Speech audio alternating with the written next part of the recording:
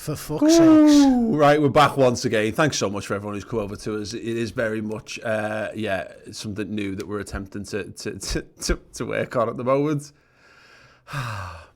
Yes, isn't life good? So yes, the second half is going to be kicking off momentarily. We've seen Alex Oxlade-Chamberlain has been chatting there with Jurgen Klopp and the boys outside. He's going to come on for the second half. Tom, are we actually online? Yeah. It's not coming up on. Oh, you've not. Have you updated Restream? Yeah. It's not coming up for us here. Okay, Sam, whatever. Hello, everyone. Yes, let us know in the comments what songs you want us to play for the second half. Kickoff is upon us. Oxlade-Chamberlain is on. Chris, do you want to just have a look, see if you can find out who he's actually come on for? Absolutely, my friend. Oh, Takumi off. Thanks very much to Shane O'Kelly. Yeah, Lee Dawkins, this is very much a work in progress. We're trying our very best, but yeah. Russell O'Connor there, who's a Redmen member. Come on, Redmen, let's get this done. Captain Meets Adventures. What's on? No, it was me. I've just played the video on my phone and you heard it through my headphones. Oh, weird. Right, okay, we're underway then. Second half, Everton 0, Liverpool 0. Thank you so much for joining us. John Francis with the super chat. Thank you so much, mate. Much appreciated. He's done it. I think that's his second. You're an absolute hero, John. Joe Gomez, we know, came on in the first half of the injured James Milner. He's playing at left back. Liverpool going to go a touch more direct here. Pack it in, Pajak. He's got the match clock running. Yes, the match clock is up and running. We can't see it in front of us, but I'm sure it's all fine. Yes, Jordan Pickford has the ball in his hands. Chris Pajak, what are your thoughts then? Oxlade-Chamberlain, just a little bit more pace, what we were talking about. Bit more pace, bit more direct down that right-hand side. Yeah, I think so. I think the other thing is something I mentioned on the build-up show in the week. When you've got 5 substitutes, you don't have to go to 60 minutes. Yeah. If you can freshen it up now in this area of the field. At this time of the game. We're seeing it straight away there. Oxlade-Chamberlain just looking to stretch it, looking to get in behind on the right-hand side. Didn't quite work out for him, but you can see Mane knows to make that ball straight away. Dynamite. Anyway, throw in there deep in the left-hand side. Fabinho missed the header. He's not been great so far. His big fab in the middle of the park looks a little bit rusty. It's easy to forget because I think we remember how great he's been in general, but he wasn't in form when he came back from injury. Now he's obviously had more time to recover, but he's a guy I think who clearly needs games. He's going to need time to get his sharpness back. Yeah, I think so, mate. As is everybody nowadays. Yeah. It's been 3 fucking months, Paul. Yeah. Come on, let's just get it. Let's just up the tempo a little bit here and let's see if Everton can match it. Here we go. Oh, Trent Alexander-Arnold battling for it, flicked inside. Oh, just couldn't find Oxen.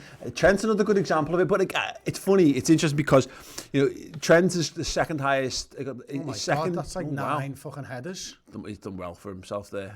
He's done a great Seal impression, but not great if you're a professional footballer looking to score a goal.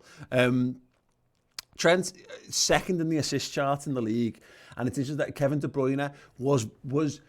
It took him a good half of the game really to find his range and stuff, and I think you could see if Trent it just starts to click for him. It wouldn't shock me to see us actually that be a turning point in how we break them down. Yeah, you're probably right. I mean, Trent always is a turning point. I mean, look at that. Joe Gomez streaming down the left-hand side. Oh, it had to be a good tackle. And it was a good tackle there from Seamus Coleman. I said in the second stream that Joe Gomez wouldn't be charging down that left-hand side, but how wrong I am in the third stream. Yeah, absolutely. I wish we haven't got the Joe Gomez song. We must make a point of getting that for next week. So let's have instead the... anyone, let me know what song you want next, and we'll do one after the... Have you got Ox?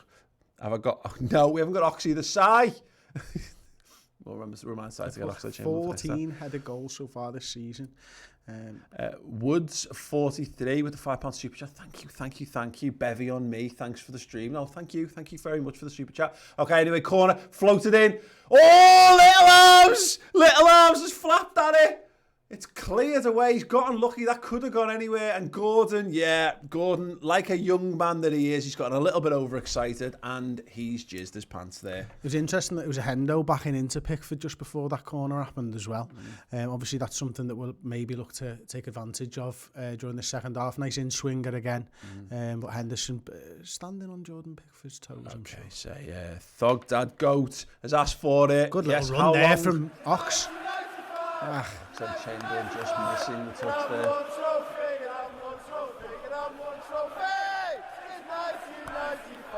Yes.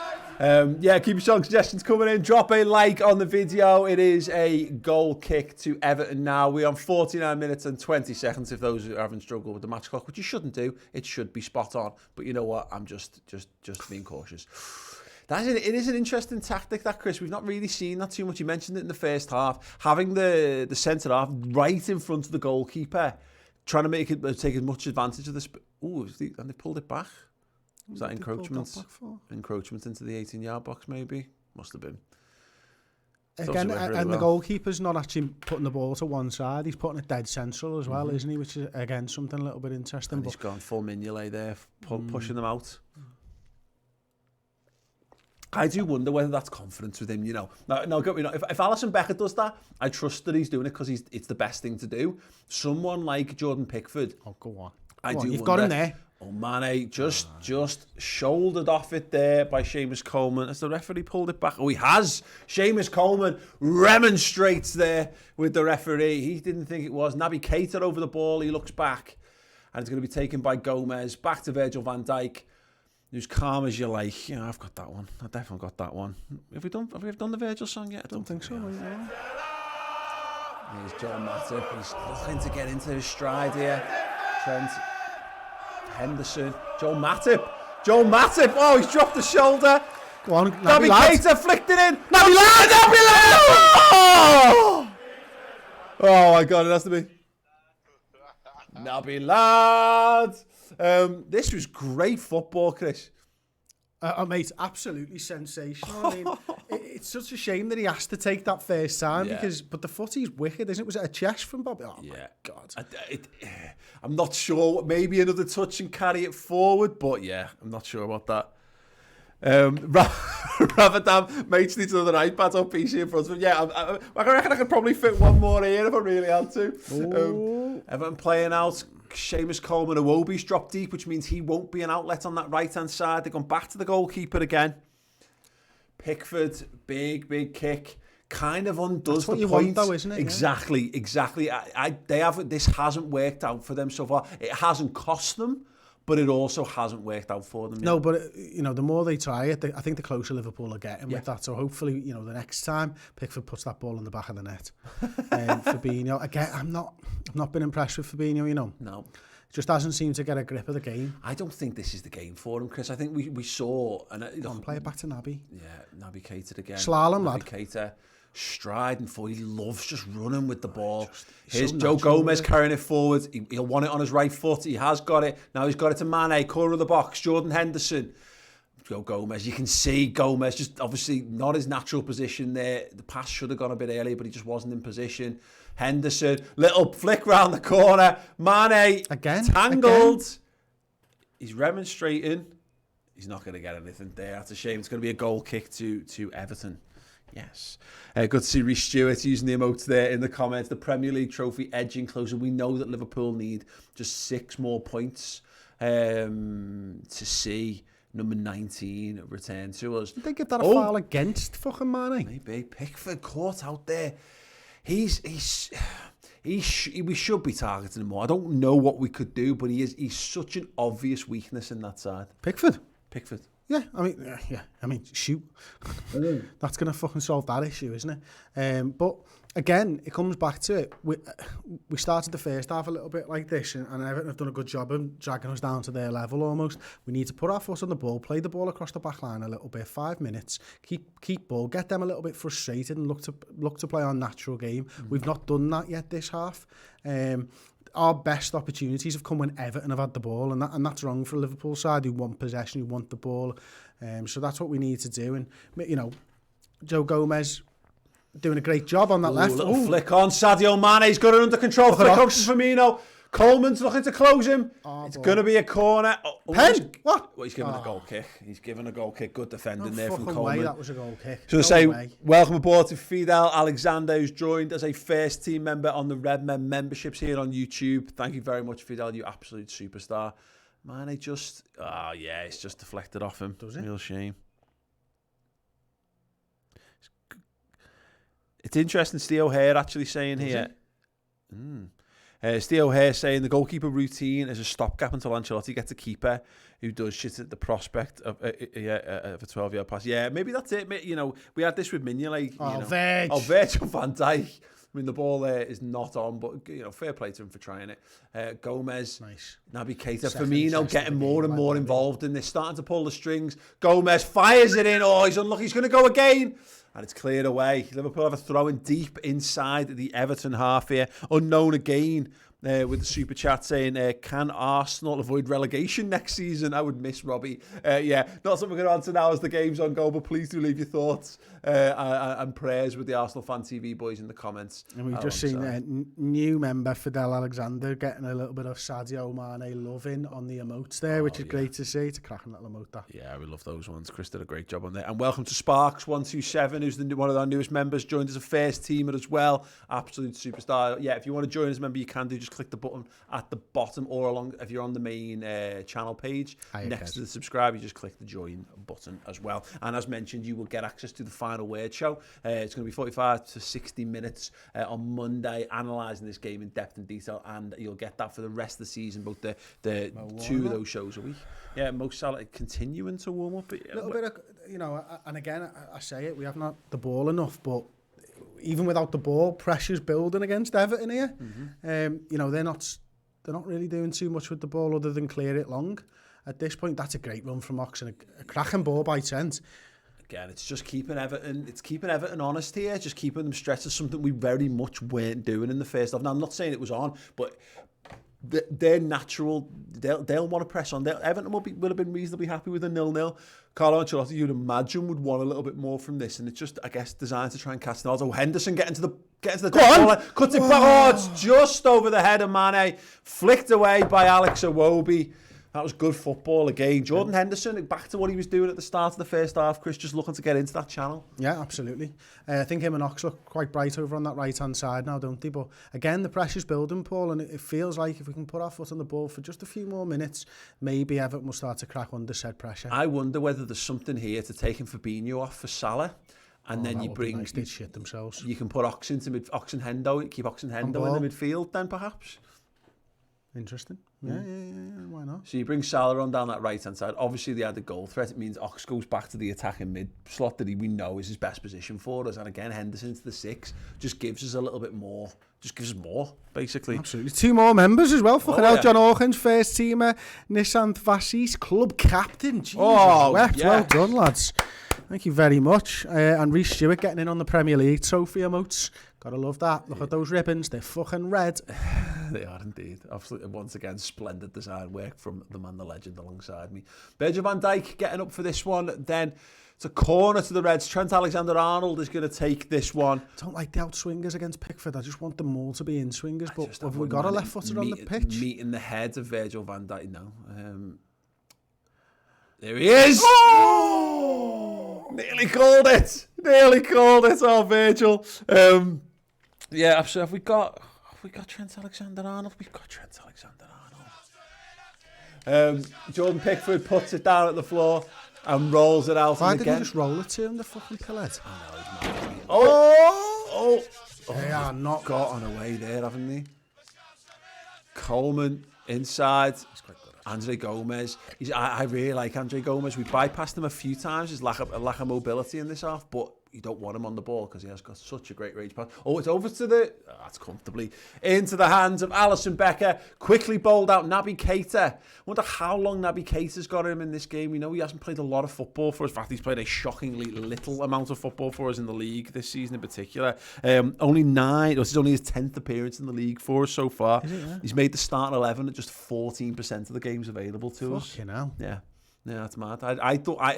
I know he's not been in, but I didn't realise just how much he hadn't been in the team this season. Yeah, I'll tell you what, we're starting to look... Trent's starting to take a few more risks on that right-hand side, get himself a little bit higher up as well, isn't he? Naby's starting to get a little bit more involved in the game as well. This is much better from us last 5 here. Yeah, absolutely. Luke Maskell joining as a club legend. Yes, Luke. Yeah, spam those emotes in, son. Go run riot. Well, it was easy for me to say, and yet I still persisted with saying it. overlapping run here from... Oh, Trent fires it into that corridor of uncertainty, Chris. And it was certainly some uncertain play there from Keane, hacking the ball clear. Yeah. And you see Gylfi Sigurdsson clearly on for some long-range shots and some set pieces, which, I mean, I'm saying that jokingly. He's good at them. Yeah, well, he is very good at them, and that is, there's a perfectly legitimate game plan. They're not really doing too much in this game. You know, they're not really causing too many problems in this second half so far. This is a game where at 0-0, Everton snatching one from somewhere, they'd be absolutely made up. Of course they fucking would, Paul. Fucking hell, mate. It's not going to happen, though. Wow. 2-0 Liverpool. Okay, corner ball, outswinger from Trent Alexander-Arnold. Van Dijk gets up. Ooh, headed away. Naby lad. Tom Davies. Naby Keita's just going to let that run out. It's going to be a Liverpool throw-in about a third of the way out from the Everton goal. Gomez, right foot, looks for that big switch. What a ball that is. Hendo there. Hendo there. Touch down to Henderson inside. Henderson, tried to get the ball in. Couldn't do it, and it's broken. Everton could have counter-attack here. Richarlison, can he actually get past Liverpool's defence? He's had a blazer goal. Oh, that is piss poor from the Brazilian. The man who's supposedly so good. He's dribbled past Virgil van Dijk. Just to clarify this, by the way, Chris, I looked into this, and according to Squawka, because Richarlison claimed that he's dribbled past Van Dijk, so he's saying he's not good. Squawka's quote is, when he did so is unclear, and by Opta's definition of dribbled past, brackets, when a player fails to win the ball from a dribbling opponent after making a challenge, there is no record of such an event. So he's a liar. Oh, go on. Oh, here we go. Sadio Mane, it's opened up, great run from Firmino, he's been brought down, referee! It's got to be a card, surely, for Lucas Dean. It is indeed. Mane, they're remonstrating, they're saying it's a dive, but Chris, that's a foul all day long. Social distance, use. Get away from our ref. Hey, I tell you what, Trent Alexander-Arnold was on his bike then on that right-hand side as well. He had a little look at him. I think he was going to try and use him. Yeah, he's done the right thing. He's got a touch, actually. Oh, well, fair play. He actually has got a touch on that. Am I arsed? No. Are you arsed? No. No. I'm actually happy. No. I'm happy the referee got it wrong. Yeah. Running down the wing, Mane. That's a really good tackle. It's a fucking great tackle. If we score from this now, that'll be fucking hilarious. Yeah. I'm mad. They're not allowed to use VAR for that. That's a bit strange. Oh, well, they're mad. Not asked in any way, shape or form. It's the goal didn't come from it. Stupid. Yeah, I mean, Everton have what can only be described as a book of injustices. And every year, fresh injustices are penned into it. This is ripe. This is pure. The Ev, Chris. It's a free kick to Liverpool that they shouldn't have won because it was a legitimate tackle. Trent Alexander-Arnold, Henderson over it. If this goes in, it will be one of the most Everton things. Yeah. I mean, I'm looking at this just thinking he's going top right. I mean, he's got to. That's the obvious thing anyway. But does he just drill it in here? I wonder with Pickford. Pickford thinks he's going top corner here. Go the other way. It's deflected. I'm not sure that Jordan Pickford was. No. Interesting. Oh God, that's going in, and Pickford's diving to the fucking bottom corner there. Yeah, absolutely. So here we go, another corner for Liverpool. 63 minutes played here in the Merseyside Derby. It's still Everton 0, Liverpool 0. Welcome to the Fan Zone watch along here on Redmen TV. If you've just joined us, do drop a like on the video and get prepped. It's an outswinging corner. Virgil van Dijk's up again. Doesn't beat the first man. Chamberlain's touch. Oh, it's a bit heavy. Can Trent keep it in? He can do. Back to Fabinho. Fabinho back to Gomez. All the way over there to Naby lad. Naby Keita. Is Firmino on the left wing. He's found the ball of Mane. Is he onside? Yeah, he is, picks the back stick. Oh, and the referee has blown. He's given a free kick there. Yeah. Slightly overzealous attacking of the ball there. I presume they're by Oxlade-Chamberlain. The ball, to be honest. We had numbers on that right-hand side. Who's that coming on there, mate? Genie Wijnaldum. There we go. I hope it's Fabinho, I really hope it is. I'd like to see Hendo play in the 6 and maybe Wijnaldum and Keita play ahead of them. Really interesting that Gini doesn't start this game, Chris. He's only missed one game for us in the league all season. He's been in 97% of our starting 11s in the Premier League so far this season. It's as close to ever present as you're likely to get. So yeah, but again, it goes back to it. He might. I mean, like Keita's playing in his position at the moment, isn't he? You know, it could be as simple as Keita straight swap. You're right. Fabinho's an option there. I mean, look, I don't think Fabinho's got into this game. No. It wouldn't surprise me, you know, the lack of football that Keita's had so far this season, that maybe it is him that's withdrawn. Oh, Origi's coming on as well. Ooh, our Lord and Saviour. Oh my God, they haven't taken his patch off. They haven't pulled the plastic off his patch yet. Oh, that's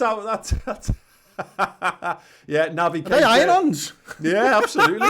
Naby Keita coming off for Gini. That'll be a straight swap, Chris, on the left-hand side of midfield. He looks fucking cool as fuck, Wijnaldum, doesn't he? And Bobby Firmino coming off as well. Interesting. Oh, wow. Okay, this is interesting, you're right. I mean, I'm concerned about his NHS patch. Bit sharp Wijnaldum for Keita, Origi for Firmino. Okay, it looks like 2 straight swaps there, doesn't it? Jordan Henderson looking to... Oh, no, Origi left-hand side, Mane 9. Oh. That was what... Virgil van Dijk. We'll see how this develops. Joe Gomez on the left-hand side here, inside to Fabinho. Fabinho to Gomez. And Gomez inside. Nice little ball. First touch there for Gini Wijnaldum. That was number 5 there. Nice yeah, we've got a song lined up. Joel Matip there, just... I love Joel. I love the way Joel Matip just moves. He's just a very interesting human being. Is that the end of our subs? Because you'd have to bring... have 3 subs periods. So obviously we brought Gomez on for Milner, Ox at half time, and then another 2 now. Nice. That is a couple. 25 minutes to go. That's interesting, isn't it? Yeah. Let us know your thoughts on that in the comments. Yeah, Jake Price saying there in the comments, no more subs left. Reece Stewart saying 5 subs, but yeah, you're only allowed to use the subs in 3 substitution periods, as it were. Is Gomez outside there? Good to see Gini Wijnaldum getting up in advantage up against Tom Davies there. A little bit of trickery looking to happen there. Gomez goes all the way back. Liverpool just happy to have possession. Well, it's just less than 25 minutes left to play in this game. I mean, no need for Liverpool to rush, but you'd like to think that they need to capitalise, Chris, on the good play so far. Yeah, absolutely. I think, you know, the timing of the substitution is just quite interesting. Bringing them on probably just a couple of minutes before the water break is probably a good thing. The players are in, first and foremost. They've got a little bit warm, but it will give Klopp a couple of minutes very, very shortly to explain what's going on properly. Yeah. But the players aren't coming in cold as well, so everybody knows that where they are, and then it'll be about Klopp just sort of using that time to hopefully gain an advantage on Everton. So there's comments through here saying that half-time doesn't count against your subs, apparently, according to Jonathan Cook. Interesting. Murray Lord saying don't half-time subs not count, which is a wonderful way of phrasing that. Thanks, mate. Okay, 3 sub-intervals, but half-time doesn't count. We still have 1 left, says Lloyd. Nice. Well, that for me, he's got to be Mohamed Salah. If he's able to take to the pitch, I think that's your last big... Give it another 5-10 minutes maybe, and if you really want to go for this, that's as attacking as we can go. Here we go, Mane again, very central. You're right there, Chris. Divock Origi looks to be. Look at Trent. Oh, floated ball, isn't it? Oh, Trent. Yeah, he's got up. That's good to see. Okay, it's going to be a throw in. Oh no, Richarlison's just booted it. What's he done that for? Referees. Why is he fucking shoulder barging him there? Oh, because he's a tit.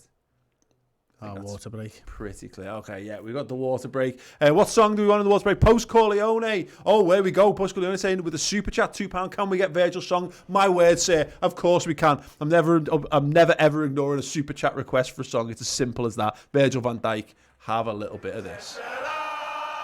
He's on number 4. Watch him defend. Oh, we watch him score. Oh my God, yes.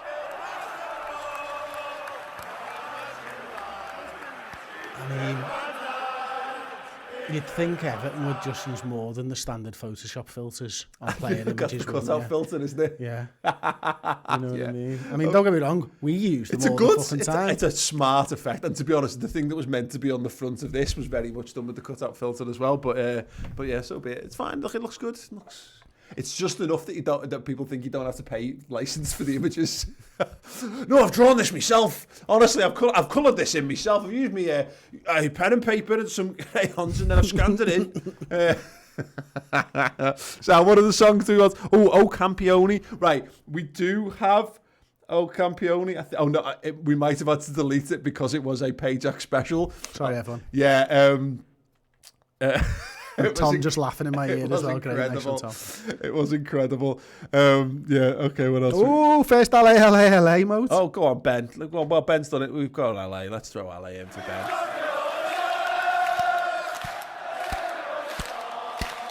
Liverpool have to throw in there. Drinks break is over. Reece Stewart said Salah will replace Mane. Fingers crossed. For me, I think if we need the goal, I'm taking Fabinho off.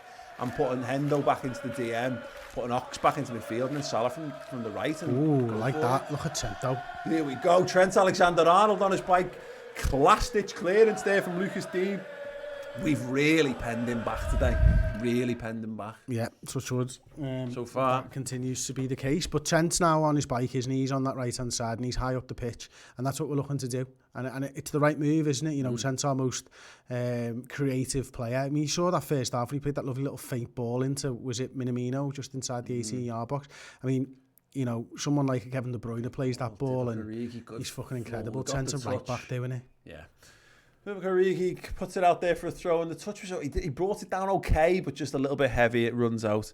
Brandon Simmons, just want to thank you guys for all your content. Thank you. Thanks to everyone who's come back to us. Actually, all the people going, oh, I've missed you guys. We've been here the whole fucking time. But at least we've got football to talk about now, which is great. 20 minutes to go. Flick on there from the Everton throw-in. Well in, Joel. And Virgil van Dijk no, he's injured. Sweeps it up there. Shane O'Kelly saying, yeah, boys, we need a goal. Come on, we do indeed. 20 minutes left to play. Liverpool have been, I think they've been the better team. I don't think Liverpool have been anything like as good as we were really hoping for. Matip has just had his foot stood on there. No, it happened about 30 seconds prior. He was just challenging around. I think it was maybe Richarlison, something like that. And he came away from that challenge limping a little bit. So yeah, a little bit of a concern. We have Dejan Lovren on the bench still, which is obviously more or less of something. I mean, it scuppers you bring Salah on to win the game, unfortunately. It does very much, yeah. But look, now we've had 8 shots, but we've still only had 2 on target. They've still only had 1 on target in this game. We've just not created enough good opportunities, really, have we, Paul? Yeah. For all the possession, we've not put Pickford under enough pressure. We've not tested him enough. The only time we've tested him is when they've had the ball. Yeah. Give or take, again, that Matip one first half is the one that I think, if it's to stay like this is the one we'll come back to and think, oh God, if he'd just got a fucking proper head on that, we'd be 1-0 up and the game would have completely changed. But this Liverpool side, I think the one thing we know about them this season, last season, whatever, is that we will play until the end of the game. Yeah. And I'm confident still with 20 minutes to go. I'm still confident that Liverpool will be able to get something out of this game. Interesting there. Look, having a little word. I wonder if there must be just something they can do about it. It's a strange situation, that, isn't it? He had a little run around. It's not for him. They obviously, what if they knock off as Dejan not got a shirt? That'll be full on typical Dejan. Well, he might have been told that Salah was the next sub, to be fair. Paul Hayes there with the super chat. Good to see. Thank you very much, Paul, for dropping in there. Much appreciated to everyone who has dropped in super chat so far. Keep your song suggestions coming in. Genie song, please, for Paul Hayes, who didn't put it in his super chat comment. So yeah, okay, thanks very much, mate. I will honour your request because obviously that was clearly an oversight on your part. Let's have a bit of Genie.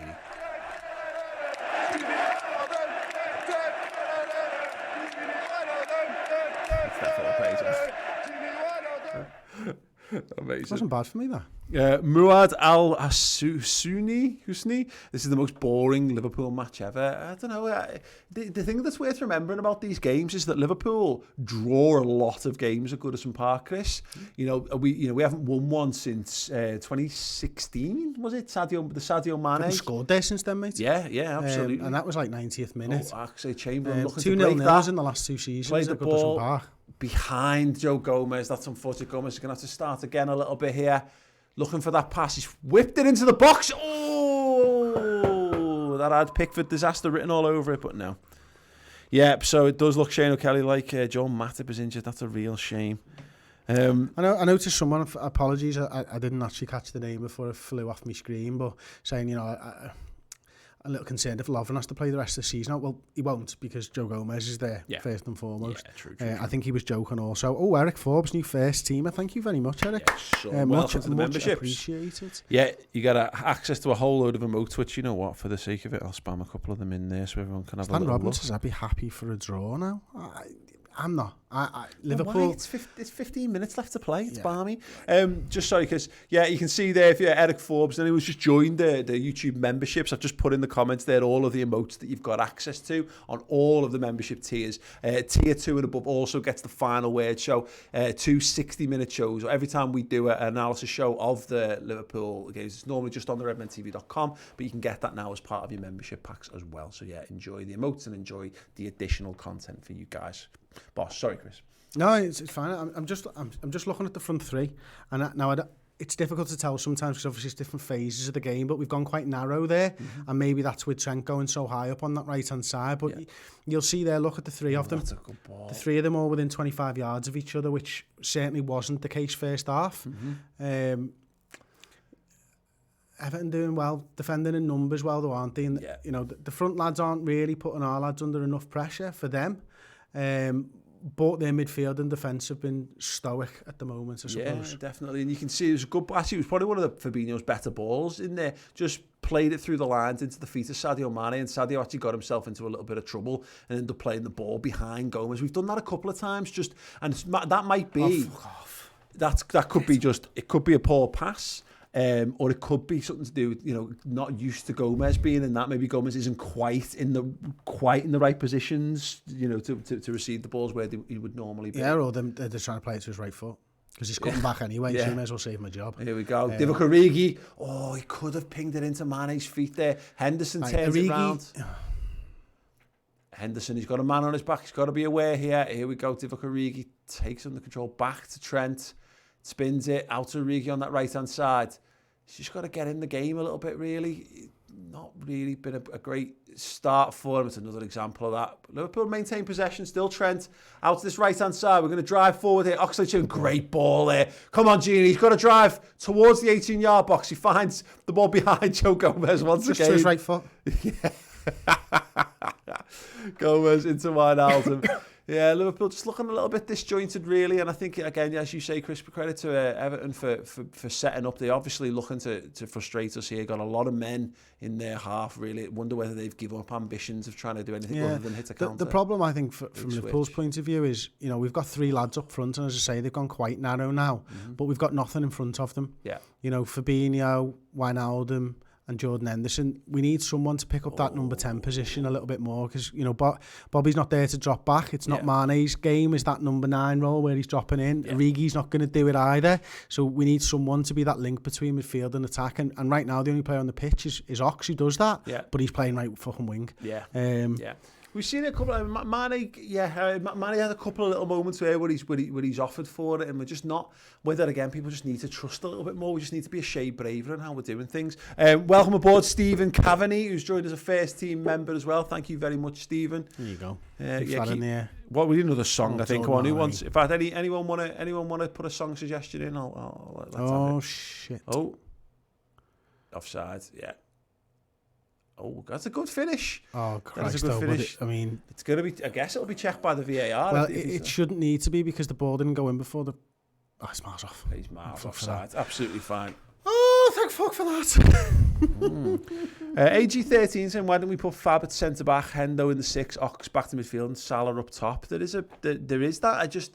Because you're changing half a team. And yeah, we just brought the centre half on. I mean, it's exactly that. Fabinho, I think, is fine. It is if you need to put him there as an auxiliary centre half, you do it. But yeah, you're right. I agree with that, Chris. Oh, Paul Moses is a first teamer as well. Thank you very much, Paul. Thanks for joining us. Absolutely. Connor Stokes saying he signed and subbed. Paul Scholes and Tommy. Why we haven't got Paul Scholes and Tommy? Oh, there you go. But I don't know why I can't see myself. Yeah, sorry, mate. I don't know why that would be. Okay, Seamus Coleman has it. Throwing just inside Liverpool's half. Flicked on there to no one. Joe Gomez goes back to Alisson Becker. opens his body up and plays a big long ball straight forward. Sadio Mane, oh, it's well cut out. There you go, Hendo. Jordan Henderson getting stuck in. Come on, Ox, get up. He loses out, but here we go. Trent sends it into the channel there for Sadio Mane. He's tried to get it through. God, just couldn't get it back through to Oxlade-Chamberlain, and Everton cleared again. They live another day. Trent inside to Henderson, just shuffles it back to Trent. Fabinho.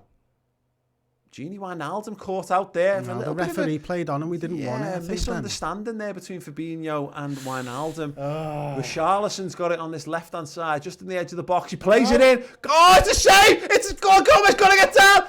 Oh my days in Liverpool! Liverpool breathe on. What a save by Alisson Becker. Tom Davies, he's had a chance to write himself into Everton folklore there, and he has absolutely fucked it. Great back heel, good save. He's had the chance, he's hit the post, and it's cleared out for a corner. Liverpool breathe a big sigh of relief. That's a fucking unbelievable save. Tom Davies, he probably still will. Oh, Joe Gomez. Oh, Joe Gomez with the block there onto the post.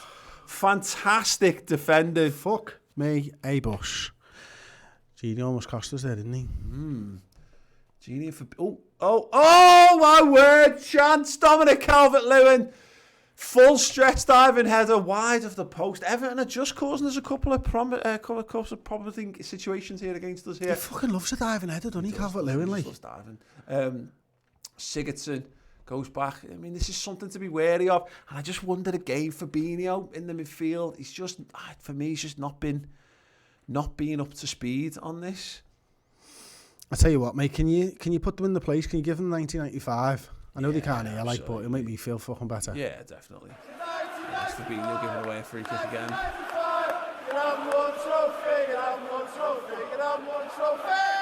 Since 1995. Just flip on the near post there, we didn't quite deal with. Tim Cahill. He was off to that corner flag then, wasn't he? Unlucky, muted. There we go, Joe Gomez. Everton are just going to try and go for this because they can obviously sense that there's something to be had from this game. I just wonder whether, if that's right, that we can actually have... We've made it. We've made it. Oh, right, yeah. Oh, Everton, they're causing problems. Becker makes the save. Oh, my days. Come on, lads. Are living dangerously here. Living dangerously. But both those attacks have come down that right-hand side. And again, we've said it, haven't we? Trent's attacking. Yeah. Further come on, Gini, why not? We've got a good ref. Touch lucky there. Good reffing. Oh my days! Well, we are. It's Richarlison onto the centre half. Lovren trying to grab onto Richarlison. Dejan Lovren went full. But he does Lovren. well. He does actually clear it from on the floor somehow. Watch, bang. Yeah. No idea. I mean, Jesus Christ. It's a typical Dejan Lovren defending as you're gonna get. Here we go. Everton have been the better team in the last 5 minutes here. Liverpool need to do more. You go on, Hendo. Henderson, big ball here. Oh, it's too big. Oh, and the keeper's dropped it. Oh, of course he has, but we didn't capitalise. You've got to bank on Pickford dropping the ball there. Come on. It's the most obvious thing that's ever going to happen in world football is Jordan Pickford probably not holding on to something. Need more. Okay. 8 minutes, just under 8 minutes of normal time left to play. We've just had 2 shots on target all game here, Paul, still. Yeah. Everton now 3 shots on target. And I think if you were to look at the XG stuff, I think Everton are probably having the best of this now. We've both only had 8 shots each, but I think Everton have had the better chances. Yeah, absolutely. Well, you can't really look past the two really solid efforts on goal they've had in the last couple of minutes there. Oh, look, hair transplant in Turkey. Yeah. Well, it's trusted hair transplant. It's got to be a shot. I wonder if Cenk Tosun's brought that over with him because he quite clearly needs a bit of that. The lad who sprays his hair on.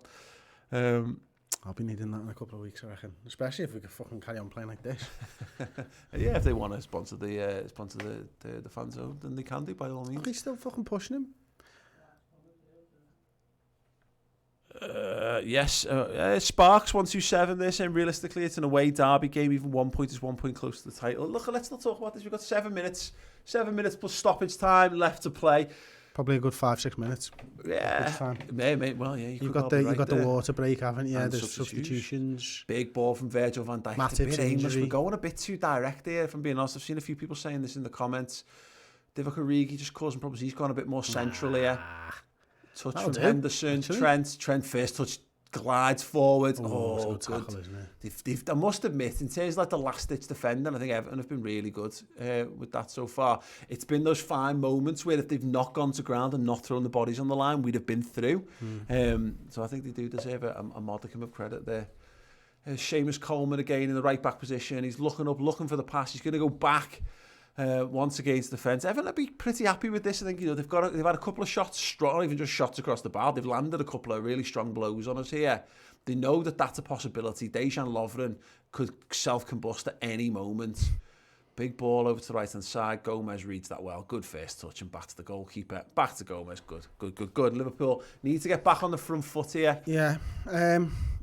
Look, have any of Liverpool's substitutions worked, Paul? No, I think we've been worse since moving. Without Naby Keita was really looking to get in the game. I think Gini Wijnaldum has been really poor actually since he's come on the pitch. And Divock Origi's done absolutely nothing. But look, Trent over on that right-hand side again, in front of him. There we go. Trent Alexander-Arnold. He's got Oxlade-Chamberlain. Is he offside? He looked it, but the referee plays on. Divock Origi heads it back across. Mane's got it in the box. Mane's still got it. Tries the back heel. He's pushed him off the ball. He's still got it. Divock.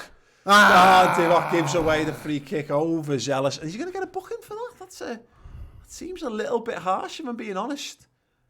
A booking? Wow. Booking for Divock Origi. Okay, fair play. Muad Al-Husni with the super chat. Alisson is one beautiful bastard. He is indeed. In fact, he's so beautiful that let's give him a bit of a chance.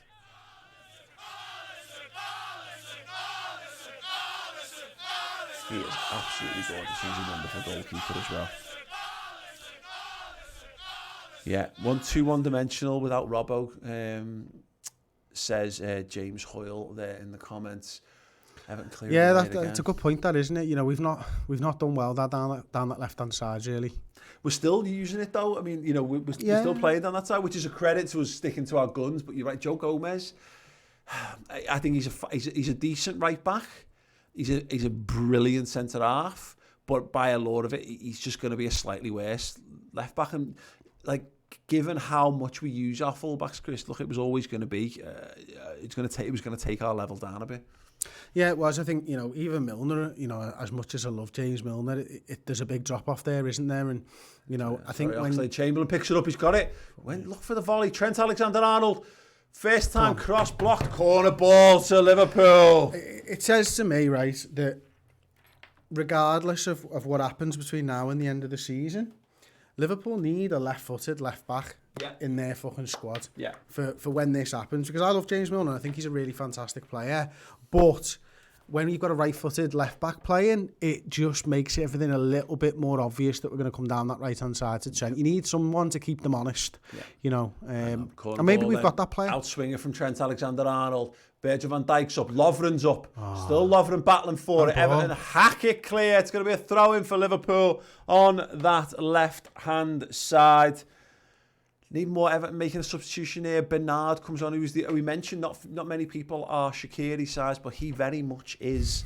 People say it's a bit of a case of being the last to know when it rains, but who wants to be the first to know when it rains? Is what I always say. On the plus side, he's got kid socks on there and they're going over his knees. Yeah, and it's much cheaper to buy shoes. You don't have to buy bigger beds. You very rarely bang your head on. Well, you're never going to bang your head on a door frame, which is something else. I think his bunk bed is just the chest of drawers. Yeah, absolutely. I think about the amount of space you save. You don't need a bigger house. Everything's just cheaper for people the size of Bernard and Xherdan Shaqiri.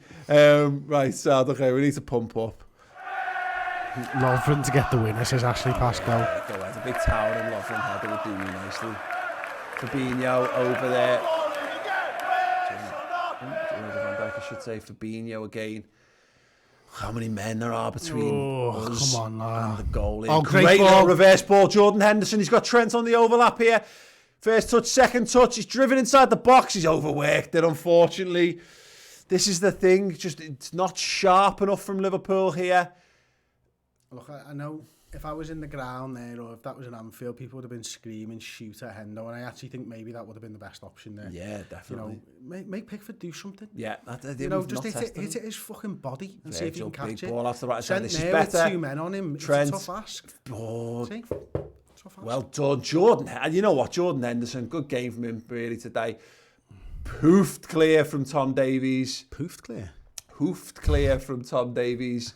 Richarlison's going to let that one go. He's going to kick that out. He's going to kick that out of play. Not sure why. Is it a free kick? Yeah, it's a free kick. Okay, cool. Virgil van Dijk's going to take it. We've got a couple of minutes left of normal time here. If Liverpool are going to do something, if they're going to close down that magic number of 6 points down to 3, they need a win here. Here's the counter-attack from Everton. It's Bernard looking to make things happen. Cuts back inside. He's looking for the overlap, and it's been well cut out there. Well done. Okay, Van Dijk's got it again. So Liverpool just don't need to... I just don't really know what the answer is here, really. You know, you've got Divock Origi, so you can go more direct. It's Fabinho on the left-hand side. Fabinho cuts inside. He loses out. Jordan Henderson committed. Ow. And it's going to be a throw-in, free kick. It's going to be Everton's ball one way or the other. Yeah, getting some comments here. Uber Basher, Trent's balls in have been bad today. Clive Merritt, Trent's been terrible tonight. Yeah, it's not been a great performance from the Scouser. Jocelyn said it as well. I mean... that's just a coming together. There's nothing from anybody that side there, is there? Look, yes, Trent hasn't had the best delivery today. We've seen much better out of him, but equally, you know, all that being said, I haven't seen a man free in the box anyway. I've not seen the movement in front of him, and also, you know, for the large majority of this second half, it has been Trent against 2 players on that right-hand side for us. So I don't know what you're expecting him to do. I mean, he's a fucking fantastic footballer. He's one of the most creative players in the league, but he's not a fucking magician. But either, this is and this goes back to it. Here we go. Here we go. Divock Origi up against Seamus Coleman, drops the shoulder, keeps possession, but he's running down really a blind alley here. You know, flicked it inside, good play. Man, Gomez. Oh, it was Wijnaldum Gomez, sorry. Fabinho. Jordan Henderson turns on it. The overlap. Trent had made the run.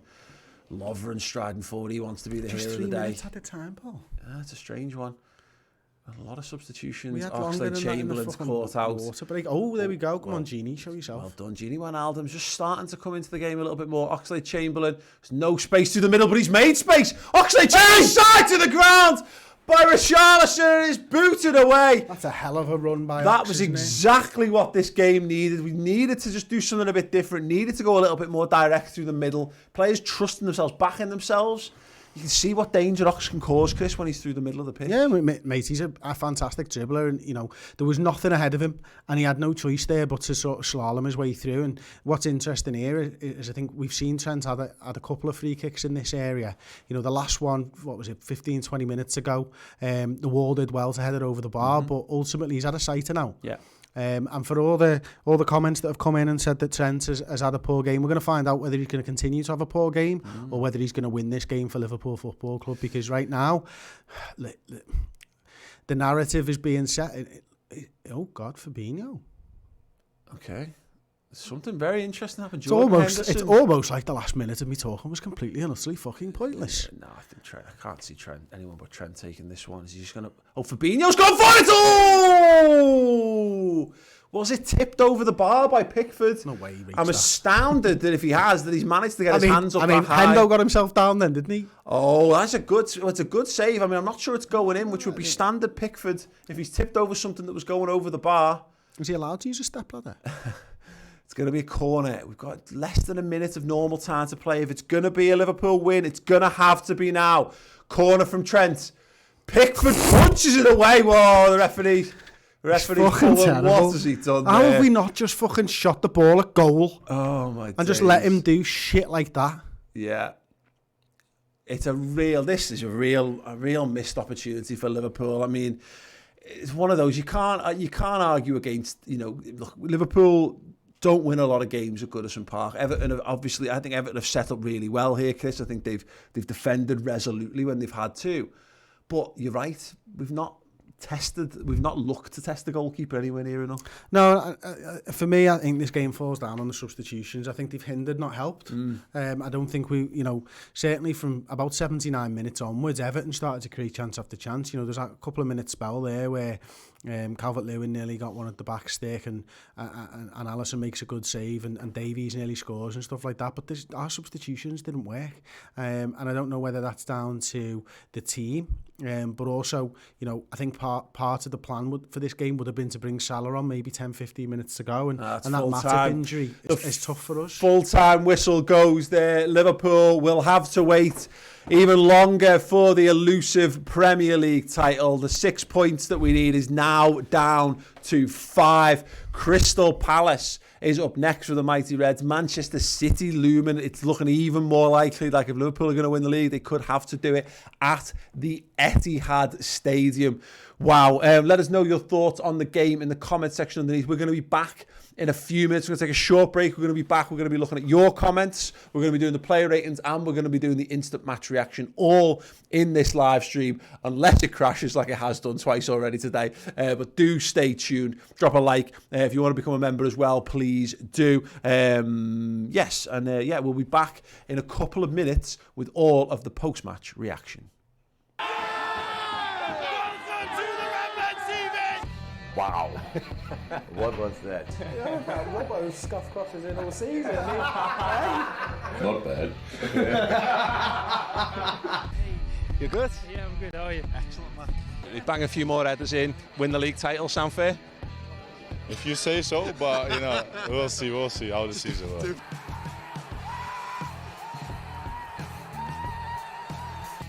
Something about thousands of Liverpool fans with flares and beers and chants and songs just changes everything. And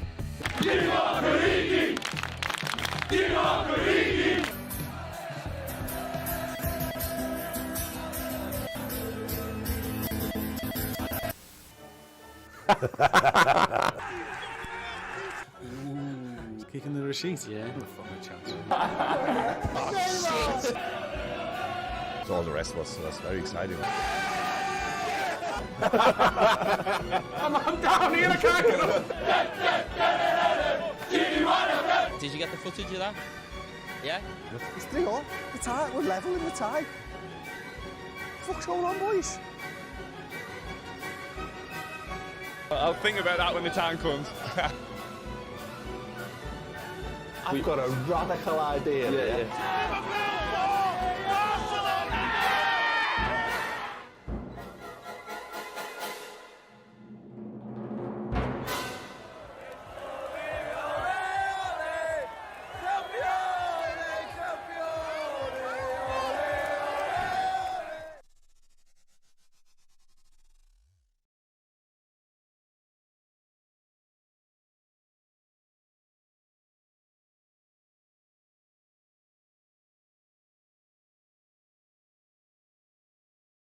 What were the celebrations like then? Because obviously, you know, they've got the 3 trophies to parade, coming back to Liverpool, seeing all the people on the streets. What was that like?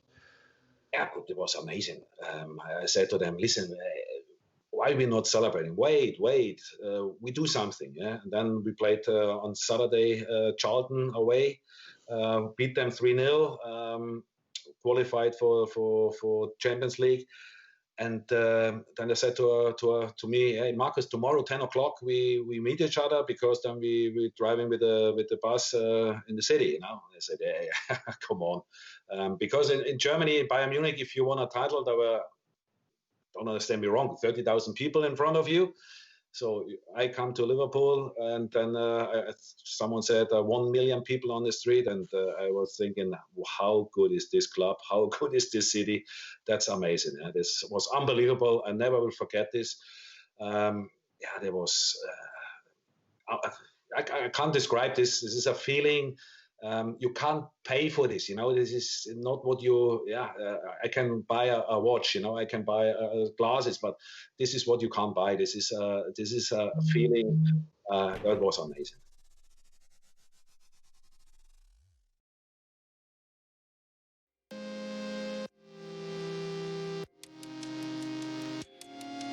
You come back, you put your foot back on their throat, you continue to pile on the pressure onto Manchester City, and you go, fucking hell, they're still the same Liverpool side. 3-week gap, new season starts, you do it again, and they're mentally broken. You work so hard all year to get where you're in, and then for all of a sudden to have it taken away, but then see other leagues still carry on, that is a difficult thing to take. We kind of had an inkling that was coming because of the financial way that obviously the clubs couldn't run without the support and whatever.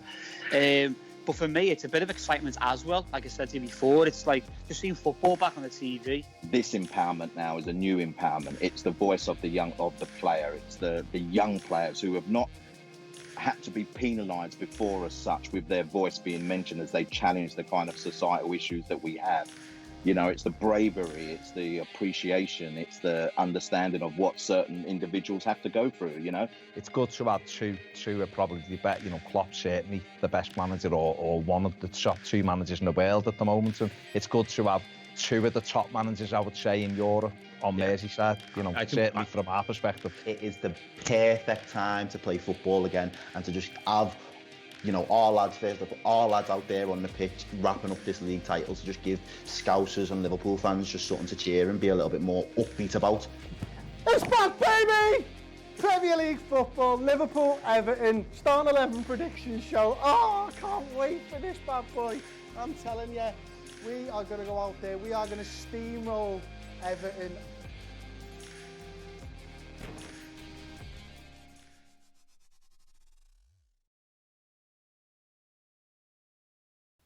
Hello and welcome to the Redmen TV. It is player ratings time after Liverpool drew 0-0 with Everton. To everybody who has joined the stream, thank you very much. Don't forget to drop a like on it. If you're here just for the player ratings, we're going to go through the first 11 and the 5 substitutes after Liverpool's 0-0 draw with Everton. A disappointing result, all told. One where I thought Liverpool could have gone on and really put a bit more pressure on Everton. I don't think we had enough shots. We didn't put Pickford under enough pressure. But we're here for player ratings, so we'll start off with the goalkeeper, Alisson Becker. Actually one of our standout performers on the day, really. You know, not needed much until late on in the game, probably 78, 79 minutes, when Everton got a 5-minute spell of pressure. But certainly for me, Alisson Becker gets an 8 out of 10.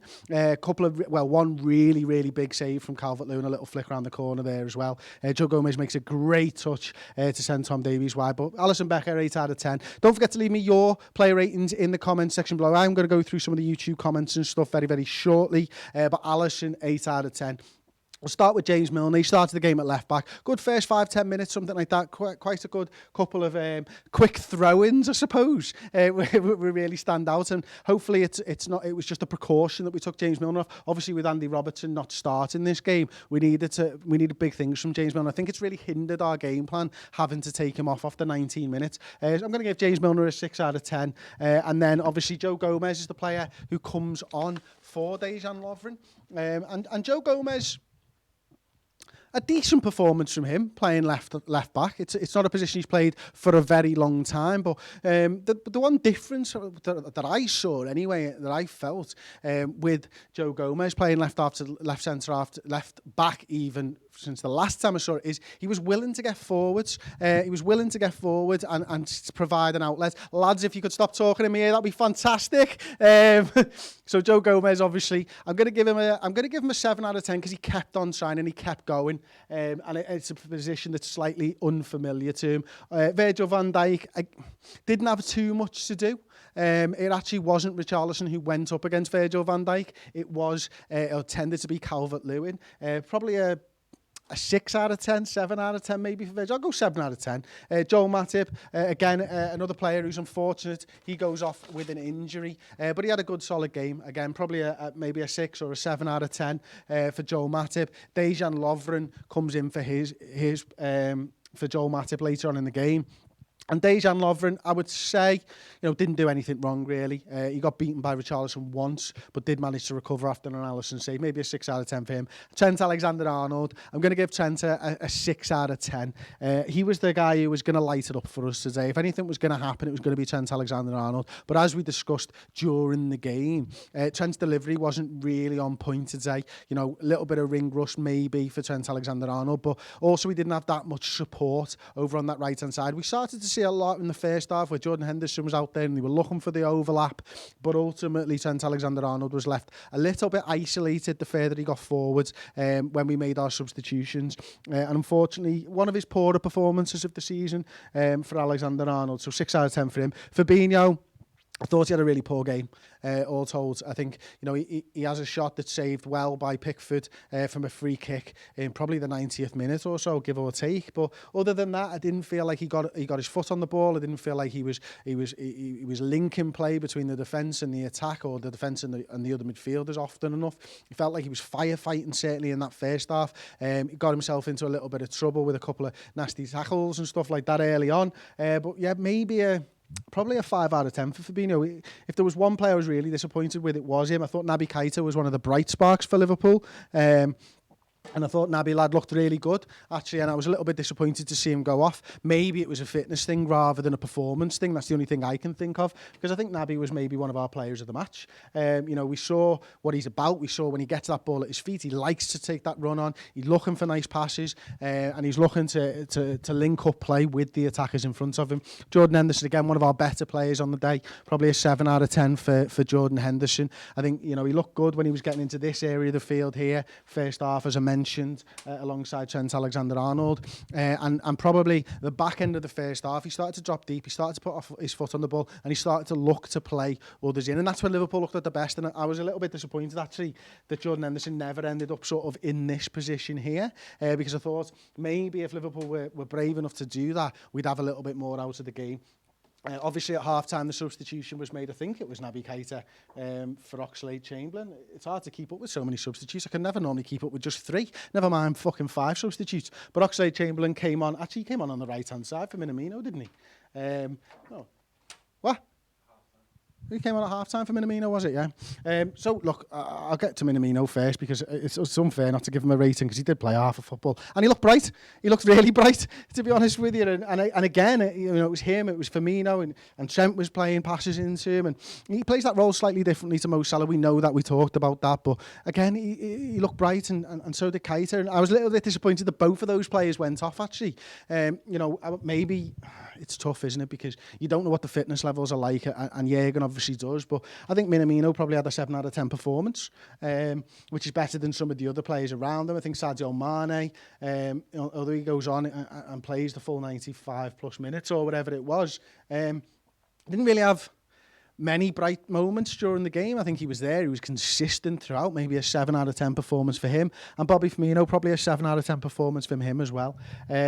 Just all in all, a really tough game for Liverpool's forward players. I think Everton did really well in playing with the 4 at the back and the 4 in front and the restricted space. It was this area of the field where I feel like we didn't lose the game, of course, but where we didn't capitalise, and we didn't have enough bodies in the centre of the park, unfortunately, to really get a breakthrough. Divock Origi comes on, and he comes on that left wing when and Mane goes up top. Obviously, I think Chamberlain comes on right wing for Minamino, and Wijnaldum comes on there, something like that. But, you know, I think Wijnaldum, probably a 6 out of 10 performance from him. Divock Origi didn't really do too much for me. Maybe another 6 out of 10 performance. And Alex Oxlade-Chamberlain, you know, he has that one really bright run when he slaloms through about 3 Everton players, wins the free kick on the edge of the area. And then when he was on that right-hand side, he was a constant outlet, but didn't really do too much. And again, I think Everton played us really well. There's a little bit of rust for us not playing for as many days as it was, you know, over 100 days now Liverpool haven't played.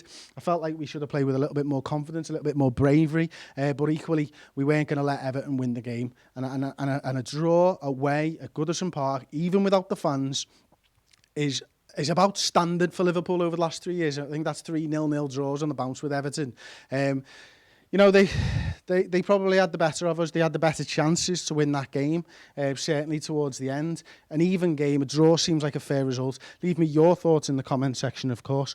I'll get to some of them now. Matip was solid. Minamino was taken off too soon. Was the one looking to make things happen in the first half, said SC. I'm not reading that one out. We got a super chat there from 12-foot wall, £2. Thank you very much. Oh, come on, Coutinho needs to come back. Anyone else agree? Bloody hell. I've just commented QQ exclamation mark. That's pretty impressive considering I've just picked my phone up. Chris, what did you make of Mane playing mostly through the middle the entire game? Said Eric Forbes. Eric, a member, that's what that little green badge means. He's been a member for, well, 1 month.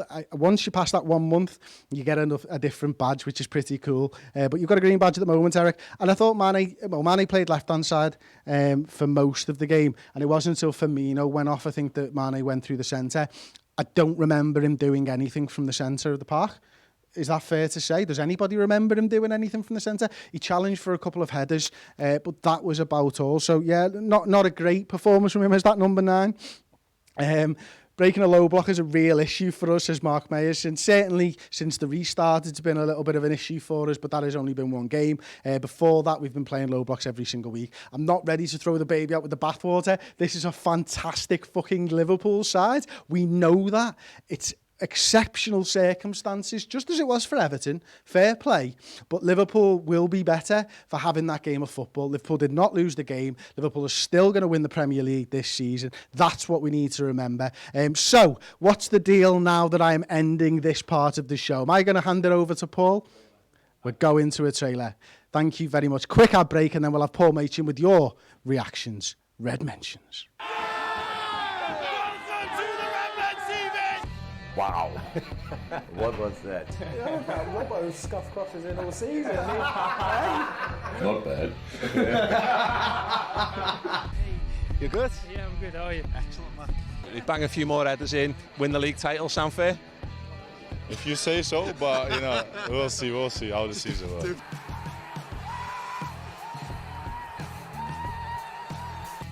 Something about thousands of Liverpool fans with flares and beers and chants and songs just changes everything. And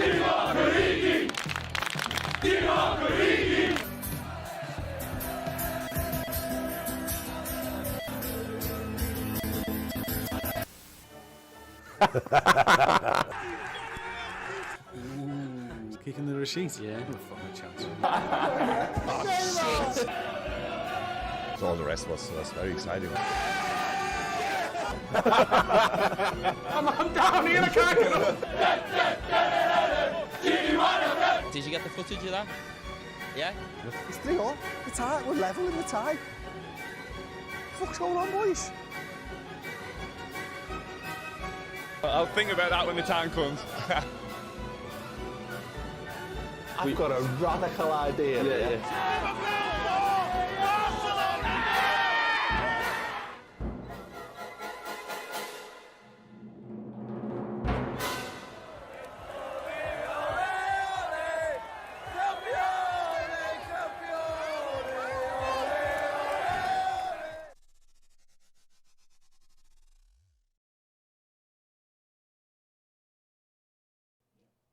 Hello everyone, welcome to the Redmen TV. We are live and it is a new show that's very familiar to an old show. It is Red Mentions, which is effectively the Twitter comments that we used to do back in the day, but I'm going to be pulling in some of yours from YouTube as well as our Twitter feed as well. So if you haven't followed us on there, go to @the_Redmen TV. And yeah, let's get stuck into it. I'll go over to Twitter first and foremost, and the comments coming in.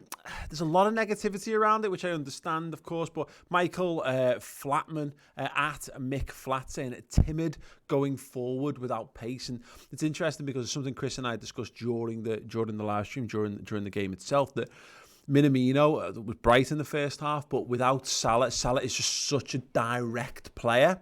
You know, he spearheads that attack in so many ways, even albeit from the right-hand side. And I get the notion of what we tried to do by bringing Alex Oxlade-Chamberlain. It gave us a bit more pace. It gave us the options to try and get in behind. But I'm not quite sure that it worked, to be perfectly honest. Chris Sawyer, and I think picking up on this point really, has got the subs wrong, evidently. In fairness, can't expect us to just bounce straight back into it at full swing, being our longest gap between games since the war. Yeah, and then the issue we've got, of course, is that we've got no knowledge to base this on. So we've watched some Bundesliga. A lot of us have watched Bundesliga. A lot of us watched how Bayern bounced back into play and how Borussia Dortmund have done the same.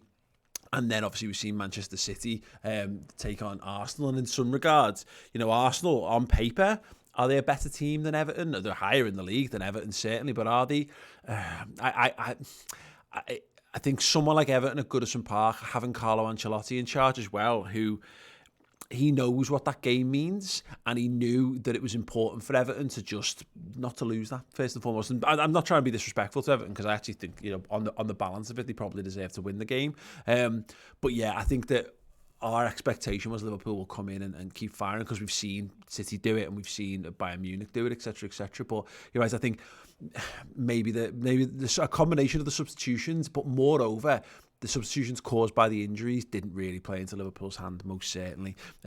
Daniel Renfield, picking up kind of what I'm saying there, at Daniel Ren 123, saying every year they put 15 men behind the ball at Goodison and get a 0-0 draw. We need to find a way to break them down. That's going to be one of the conundrums, really. And look, we're still talking about a world where Liverpool have got a dominant lead, really, at the top of the Premier League, and it should be academic, really, when the league's finally delivered. There's not too much more you can do to improve, but that's an obvious one. Being a bit more, doing a bit more at Goodison, and that'll feel like a missed opportunity, because without having their crowd behind them and all that kind of stuff, they should have been a little bit more there for the taking, but yeah, ultimately they weren't. Without Gorm on Twitter as well, so it's not going to lie, we probably should have lost that toward the end. Very, very rusty. Yeah, I agree, and that's why I don't want to be disrespectful to Everton and what they've done there. They've come with a game plan. You know, you look at what Atletico Madrid had, a similar sort of thing, where be solid, make sure you don't concede, and then, you know, trust that your bit of quality you've got at the other end of the pitch can cause problems. And Everton, you know, they could have come away with a goal or two goals, really, if it wasn't for the performance of the keeper, Alisson Becker, and some great last-ditch defending from Joe Gomez. So yeah, Matt, mid-on side, says Evertonians will tell their grandkids of this match. They probably will. Paul Lennon at Len LFC, Ireland. At least football's back after 3 months. Yeah, I agree. Cameron Young, sluggish, rusty, but we'll bounce back on Wednesday. Yeah, I mean, again, it's a shame. We really wanted Liverpool to just get this done in short thrift, really. But look, at least this means that if Burnley get a result against City, it's not done before we get to play. There you go. There's a glass half full aside for you. Yeah, there's worse things than having to win at the Etihad, or, you know, having to win the next game or the game after that, or whatever.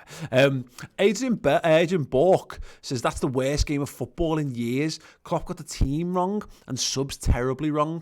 Should have went grafters first half, skillful players late. Always going to be weird. After 30 years, we can wait another week. Yeah, I think about the starting 11. I'm not really sure what you can do without. If you can't start Salah for whatever reason, they've obviously chosen that, and Andy Robertson's not even amongst the subs. That, you know, they're two pivotal members of your first team. You're then trying to get Minamino up to speed. Look, I think for all the will in the world when it comes to the subs, and I agree that the subs weren't particularly great, but like Gini Wijnaldum coming into the game should be better coming into the game. He's played so much for us. He's an integral part of that midfield. Fabinho should be better than he is there. The players that we've put on that pitch are good. I mean, let's call it what it is. We've beaten Everton with two shadow sides this season, so. Yeah, I think it works both ways, really. Gary Stewart says it felt like over 100 days since we last played. Yeah, definitely. Mitch Hayden, hi fella. Typical Goodison Derby, 1 point close to the title. Not a great performance, but who cares? We getting closer. And a few comments then from YouTube. Yasser HS looks like Liverpool can win the title. Etihad, pardon me, versus City. With a draw at the Etihad, I've not even looked into that just yet and what that actually means for us all. But you know, if you want to go and win it, then it'd be you want it. Yeah, whatever. We'll win it when we win it. Too proud to admit sake on the YouTube comments saying Trent had a stinker. Yeah, I agree, and I'm not certain this is entirely down to him. You know, for a start, for the first half, he's got Minamino in front of him, who he's probably not played. He's definitely not played with a competitive match. Maybe am I right in saying that? Let me know if I'm wrong, and then understand that, you know, it changes nothing. And then of course Oxlade-Chamberlain coming on, who's what, third probably choice really on that right hand side. We know you don't get the best out of Oxen though in that kind of position, so that has an impact. Henderson tried to support him as well as he could. I thought Henderson had a good game in doing so, but yeah, some of it is when teams double up on Trent, we need to be we need to be better. We need to think of other ways, and that's a lot of the times when Liverpool have struggled to break teams down. It has come when Trent has been a little bit nullified. Added to that again, you add the ring rust into it. Then yeah, I mean, look, he's 21 years old. He's got 12 assists this season in the league. He's something else, but he's not going to be perfect in absolutely every game of football. Something that needs to be accepted, really. Adam Doherty saying shocking. Not going to lie, I don't think it was shocking. It's Everton. I can't be shocked. Liverpool haven't won a game at Goodison since 2016. We haven't scored a goal at Goodison since then, so they're going to be integral points and all of that kind of stuff. We had a super chat there, which I will find momentarily, and I've completely missed it. I apologise wholeheartedly to our super chatters, but yeah, thanks very much for getting them in there. Keep your comments coming in. If you're watching this after the fact, leave them in the discussion. Get involved. I don't see any need to be truly downbeat on anything. It's a mad world we're inhabiting right now. Liverpool, I think there's a fear I think a lot of people will have that maybe this will all go away somehow. And until Liverpool have mathematically boxed the title, I understand that there will be a few little, whimpers or wavers or whatever. But really, there's no need for it. I mean, look at the state of all the other teams in the Premier League. Look at the state of no one is on the level that Liverpool are on. And that's likely to continue for the years coming. You know, Man City not going to be playing European football next season. How long is Pep Guardiola going to last in that job? They've still got to rebuild a couple of positions in there. The people who are building from underneath have either got crap managers or haven't got the funds to build anymore. I think we'll be all right if I'm being perfectly honest. But yes, I'm going to talk to Chris Pajak about this on the Instant Match Reaction Show. If you're watching live, hang fire. We're going to have a little break and we'll come back with it. If you're watching this after the fact, go and flick over to that video. We'll annotate to it. But yes, Instant Match Reaction coming. Thanks for your comments.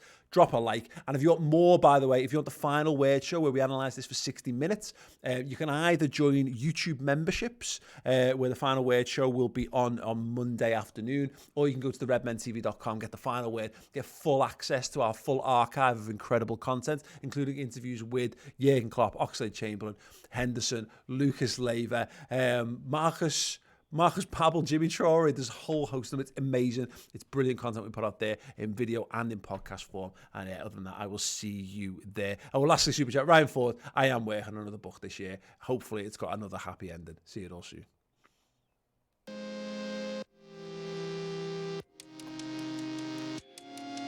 You come back, you put your foot back on their throat, you continue to pile on the pressure onto Manchester City, and you go, fucking hell.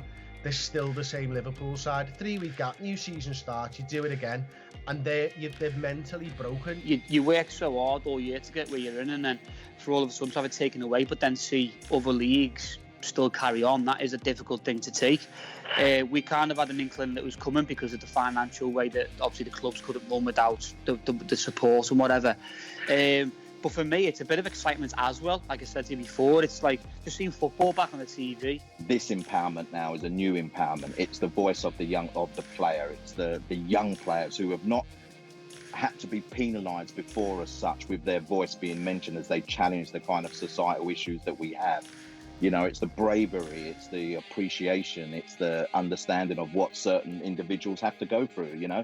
It's good to have two are probably the best, Klopp certainly the best manager or one of the top two managers in the world at the moment. And it's good to have two of the top managers, I would say, in Europe on Merseyside, certainly from our perspective. It is the perfect time to play football again and to just have our lads out there on the pitch wrapping up this league title, to just give Scousers and Liverpool fans just something to cheer and be a little bit more upbeat about. It's back, baby! Premier League football, Liverpool, Everton, starting 11 prediction show. Oh, I can't wait for this bad boy. I'm telling you, we are going to go out there, we are going to steamroll Everton.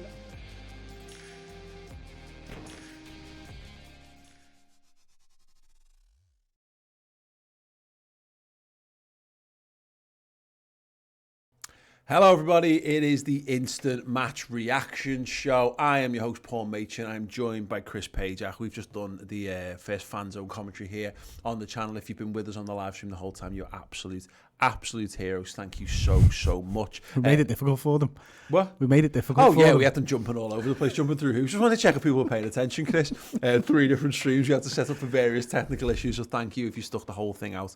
If you're just joining us, if you're watching this after the fact, welcome. It was Everton 0, Liverpool 0. And Chris, look, the general tone of the comments and the reactions, this is going to be a negative one because I'd forgotten, because I haven't really done the comments too much this season in particular. And of course, Liverpool had a 93% win percentage at this point going into this game. It is disappointing. I think there's no other way to kind of phrase that. It's Everton. It's the Merseyside Derby. You want to beat them at every given opportunity. And also, we just want that title sewn up. There's no escaping that Liverpool, a draw in this position, and particularly given the way it was achieved, is disappointing. Of course it's disappointing. It's disappointing because we've watched this team for the rest of the season and we know that, heading into this game, we'd won 27, drawn 1 and lost 1. Now, if I tell you that our record this season is 27 wins, 2 draws, 1 loss, you'd still bite your hand off for that, wouldn't you? But the fact of the matter is, because we've seen us win 27, draw 1, lose 1, we know that we're better than Everton. We know that we're much better than Everton. And because of that, you go into it with a load of confidence. Now, this is extreme circumstances. None of us have been through this before. The players certainly have never been through anything like this before, right in the middle of the season. So they get a pass for me today. But that doesn't mean to say that I can't look at the game objectively and say we weren't good enough to win that game of football. Yeah, I've seen people go, and inevitably, because it's funny, there's a sliding scale. It's the people who watch it and talk to you about it. There's then Twitter reactions, and then obviously YouTube comments, which are just generally absolute insanity. But I've seen people go complaining like the profligacy or not creating chances and not scoring goals. I'm not sure. I mean, I think Salah makes a big difference because he's our top goal scorer. He's probably our best player, you know what I mean? I mean, there's plenty of examples of Liverpool great players, but he's the guy who wins us the most football matches by scoring the most goals. Not having him does have a detrimental impact on what we're doing. But this notion that I'm not sure Klopp got the starting 11 wrong. So let's kind of focus. We'll talk about this because I think we did get the substitutions a bit wrong, or they certainly did, as you pointed out earlier. I'm not sure they improved, but let's start with the team that started. See people talking about the depth of Liverpool. I think any team that's missing its first choice left back and then missing its top goal scorer, there's always going to be a bit of a drop off. Yeah, of course there is. I think you can add into that the fact that we didn't have our first choice centre half partnership available either. I mean, is that a defensive 4 that we've seen this season? Or is it a defensive 5 if you include the goalkeeper? I'm not sure. Maybe it is, but maybe it's not at the same time. It's certainly not one that's played loads and loads of games together. Robbo's only missed 1 game this season. That was Bournemouth before the lockdown. So odds are that's Matip wasn't playing, and odds are Joe Gomez was. And I think, it's a midfield 3 that hasn't played together very often. Fabinho's played a lot of football earlier on in the season, but he was missing for a large portion as well. And Naby Keita, as you mentioned during the stream, hasn't played a lot of football, hasn't started a lot of games for us. And it was a front 3 that have never played together, as far as I'm aware, in the positions that they were in. Minamino, I'm pretty certain, hasn't played on that right-hand side for us. And, for as good as Bobby is, and he's one of my favourite players, for as good as Sadio Mane is, I've said this time and time again, the front 3 is the front 3 for a reason. They dovetail off each other. They play well. Their levels go up because the other 2 are there with them, and it's gonna take time to build relationships up with somebody like a Minamino in that front 3. So it didn't surprise me that we weren't at our attacking best. I didn't think we would be even if Salah was starting because of the fact that we've missed 100 odd days. So it's a very difficult situation. But as you say at the start of that, no first choice left back, no first choice goalkeeper, no first choice centre half. And yet we had the most of the ball. We had the most of the possession. We didn't test pick enough for me. And that's the real thing that, for all the changes that were made, for all the substitutions, the one thing throughout the 16 players that played, they didn't fashion enough good chances. Yeah, I think the only issue where Liverpool, you can argue, is a lack of depth, is that left-back position. But again, James Milner, and he started the game well. He's up around the final third of the pitch. He's linking play. He's tigerish. He's going into tackles. He obviously picks up a yellow card pretty early on. But he's doing James Milner-y things. He's a perfectly capable understudy on that left-hand side. But when he then goes down, well, who else have you got? And the issue we've got is that beyond that, Joe Gomez can play left back, but the same way he can play right back, but he's a centre back. He just happens to be quite good on the ball. And I thought he performed admirably, as the only way you can analyse when a player plays that far out of position in that regard. But it's interesting for me, the two subs that did us were the enforced ones, because I've fundamentally got no problem with bringing Ox on for Minamino, because I get why it was done. You go a bit more direct, you've got a bit more pace, you can kick balls into channels and chase them down and stretch the game a bit more. Gini plays every game for Liverpool, so there should be no issue with him coming in. The issue was, of course, that Keita was playing really well, but we'll talk about that. And again, Firmino, you want to get him up to speed. Origi's out of the forward, but in having to put Gomez left back, that upsets everything we do. That upsets our balance completely. And then in having to bring Lovren on for Matip, you've lost the ability to bring Salah into the game. Your first and your last subs have completely upset probably what the game plan was meant to be. I think so. I think, we hypothesised about it maybe at the start of the second half about bringing Salah. Maybe it was in the first half about bringing Salah off the bench.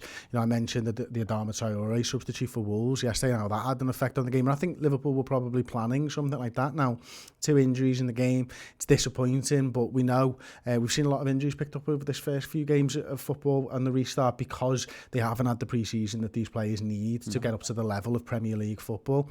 It cuts our legs off almost, doesn't it? Because I think that was probably a game plan that Jurgen was on for. But that being said, you've got to roll with the punches. Yeah. And I can't tell you why Mane was put into the number 9 position when Origi's there. Yeah. I don't understand that one at all, because Origi didn't do anything from that left-hand side, and Mane didn't do anything from the number 9 position. So then we ended it when we're looking for a goal with Origi on the left, Ox on the right, where he hasn't played there a lot at all. He's been playing centre midfield for us, and Mane centre forwards. And again, fundamentally, that's not even...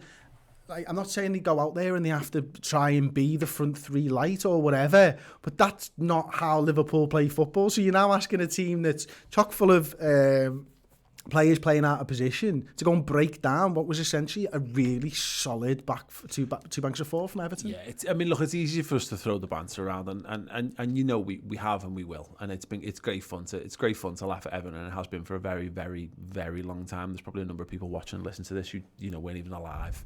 When Everton last won a trophy or whatever, which I just thought I'd drop in for shits and giggles. But Carlo Ancelotti's an amazing manager. He's a guy who knows us really well, and he's also a guy who's had 3 months to prepare for this game, whatever that looks like and whatever that means. He's had 3 months, whether that's necessarily in terms of how he actively sets his team up, because Klopp's had 3 months, and Klopp's a brilliant manager, and he's had 3 months to look at this too. I think it's easier to plan to stifle than it is to plan to create. And all you've got to do is, that Atletico Madrid match is still the most active recent evidence of how to play and how to cause Liverpool problems. And you just, and I think Everton, I think they got there. They got the game plan spot on. If that was a Rafa Benitez performance against a better opponent, and they defended resolutely, all their last gasp tackles, and they weren't even last gasp tackling necessarily in like the 6-yard box or whatever. They were going to ground to cut off the passing lanes. They did that brilliantly, and then they created a couple of they had 3 really good opportunities. They have the one in the first half from Richarlison. He has one the second half as well, doesn't he? And they've got the Tom Davies one, Calvert-Lewin, as well. Their game plan was fine. I think Carlo Ancelotti deserves credit. Everton are a good team, Chris. I think the fact that they were 12th in the league and the fact that we've laughed at them for ages kind of belies the fact that and I said this for weeks, it wouldn't shock me if Everton had a good end of the season here, because I think they're probably better than people give them credit for. I think they are. I think they are, and I think you're right. I think Ancelotti did have a good game plan against us, and I think we all knew what it was going to be, and they enacted it really well. And it tells you it's a good game plan when we knew what was going to happen and we still couldn't win the game. But I do feel like we shot ourselves in the foot slightly today. And that's disappointing for me, and I can't get past that. And I'm not throwing the baby out the bathwater. It wasn't a good performance. Like, even if you do individually, you were sat sort of in the room when I was doing my play ratings. It'd be interesting to find out what you thought of everybody as well, individuals. There wasn't many. And when I say standout performers, like for me, Keita was standout. But he was standout of a pretty average bunch. Yeah, exactly. You know what I mean? Nobody's... I don't no know what 9s or 10s. No, I think I might have gave 2 8s, Naby, and maybe the goalkeeper. I think, for me, I think the goalkeeper definitely, and it's tough with Naby, isn't it? Because again, he looked bright. I really like Naby, and it was tangible how much worse we were without him on the pitch. But again, I'm not sure anyone really played above a 7 in the whole thing. But again, Trent ended up in, but whether it's that he had a poor game or he was well stifled, I mean, he's a fullback. He's 21 years old. I think people need to remember that you're not going to get world-class performances in him on every single kick of the ball, every single performance that he puts in. But there are other people. Again, Fabinho hasn't been right since he came back from injury. Jordan Henderson's been much better in the DM in the back half of the season. And again, you can't know. It's worth... This game for me was absolutely worth throwing Minamino in. And it was absolutely worth throwing Fabinho in. And it was probably worth throwing Matip in because, we're going to rotate. We're going to need to keep players fresh because you mentioned they've not had this pre-season. We're going to see, I think all the teams are going to do this a lot more than we realise. We're getting players back up to speed whilst also trying to perform a season at the same time. Absolutely. And look, the difficulty I think we've got as fans watching this game and trying to sort of analyse it and all that type of stuff at the moment is we're so used to seeing Liverpool go and win and being in form. So for us to sit here and say, and you just said there, and I agree with you, by the way, about Fabinho, probably hasn't been great since his injury and since he's come back into the side. We've not seen what's happened since then. In that last 3 weeks when Liverpool have been... He could have been on fire, in training. We know Naby's been on fire in training and probably deserved the start. Yeah. And it maybe just didn't work today. Yeah. Maybe it's got nothing to do with how Fabinho was after his injury. Maybe he's back. He just didn't perform today. But the difference is we're in such a strange position because we've not seen the team play that we're measuring them against themselves. Now they're not going to be the level that they were fucking at before the break. Yeah, it's for me in the Fabinho thing. You're right. It can be both. It's just not his game. I always reference that Sheffield United away game, and we just didn't need Fabinho in that. You needed someone who was more comfortable striding forward with the ball, who was prepared to be a bit more direct in his passing. And Fabinho can do that in some ways, but there's no shock. I think Man City, and maybe this is one of the reasons why, is that for that Man City game. It could end up being that looks like it's going to be a title decider. You want Fabinho in that game because you need him for games against Manchester City. Like he helped, he kicked it off at Anfield, scores that absolute banger of a goal. But I think I've long held this theory. His injury was really well timed because we got all the big games out the way, and Henderson is fantastic against teams that have got who don't want to be ambitious against you, because you can afford to put your DM can afford to play a few more give and goes, can afford to burst into midfield a little bit more, and realistically, this was probably one of those games. But again, Klopp has said this all along: he's not putting his lads out for the next 2 games. Yes. He's putting his lads out for the next 9 games. Yes. And it's annoying but the thing is, Liverpool results and Man City results, and I mentioned like Bayern Munich, these are all mutually exclusive events. How Man City have reacted to their first game back has got nothing to do with how Liverpool. It doesn't make it more or less likely for Liverpool to come back and gel and play well and what have you. It just doesn't. So it's if we're going to benchmark against other teams, then we're going to be disappointed. But we're disappointing ourselves if we choose to. Yeah, absolutely. I think the pertinent point you made there, and the one that stand out really is about he's not planning. Klopp's not planning for 2 or 3 games. He's not planning for this season. We are though, Chris. We're all going. Yes, we get the 2 games. Get your first choice. Get them won. But you've got a 3-week break or 4-week break maximum in between the seasons here. Yeah. So let's say we're right. Let's say Fabinho hasn't been the same player. Mm-hmm. Well, he needs fucking games. It's better to put them on. Like, I'm not being funny, right? Yeah. But the title's really not on the line. You said title decider. It's a title confirmer, potentially, against Manchester. It's not a fucking decider. It's nowhere near a decider. Yeah. So get your fucking lads up and ready. Yeah. Because we know Fabinho's going to be the player that he was at the start of the season. Yeah. Maybe he just needs a bit of game time to get there. Now you've got games that don't matter. Yeah. Because we're going to win this title. Yeah. So get him fucking up and speed for next season. Yeah. And when the season starts, that's when you can judge Liverpool. Right now, it's about getting over the line. That's what it's about. Let's be perfectly honest on that. If anyone wants to go down the comparison route, I'm not saying necessarily, I've seen a couple of people saying, I'm not saying if you're watching or listening, them talking about you expressly or whatever, but I would much rather have had Arsenal as my first game back. And that seems counterintuitive because like Arsenal are higher in the league. And I think lost two. Yeah. But obviously Arsenal were held in higher esteem. I think people do. I said this before, a bit disrespectful of Everton. They've probably got the third best manager. You know, and I'm splitting hairs on that. Klopp isn't necessarily a better manager than Ancelotti. Pep Guardiola isn't necessarily a better manager than Ancelotti. He's an elite level manager, and there aren't many of them in the league. There's 3 in the league. Yeah. You know, maybe Mourinho. I know he's had his day, but you can't argue against what he's achieved and what have you. Yeah, you know, to be churlish, but you get my point. I think Everton are a good side, and it was demonstrated there. They caused us problems, and we probably should have lost. And that's one of those things where, rather than be disappointed at what the game wasn't, be happy that it wasn't worse. Because you know the good thing we're in an incredible position. And why any notions of throwing the baby out with the bathwater are pointless, because we're so far ahead in the league. We haven't got here by accident. You don't construct the season that Liverpool have by accident. If you do it by, look, you can be a bit lucky and you can get the rub of the green and blah, blah, blah. That's how you win it when you're Leicester. You need a lot of other factors to go your way. Liverpool have been so utterly dominant that Liverpool drawing the first game after a 3-month break against their derby rivals away from home, against the Carlo Ancelotti organised side, on the scale of things to get annoyed about, that's not ranking high for me. And we've got this base knowledge underneath it that says we're probably going to be all right. It might be, you know, there's a spell of games left now. Liverpool are just going to hope to tick it up and get back up to speed and win it. But yeah, it would have been nice ultimately, Chris, just to be able to come back with a win, because we've waited this long. It does make it feel a bit disappointing, but that's again on us, not on them. Listen, I'm disappointed because we didn't win against Everton. I'm disappointed because we didn't put a great performance in. I'm disappointed because, you know, we've drawn a game of football. Yep. I always am.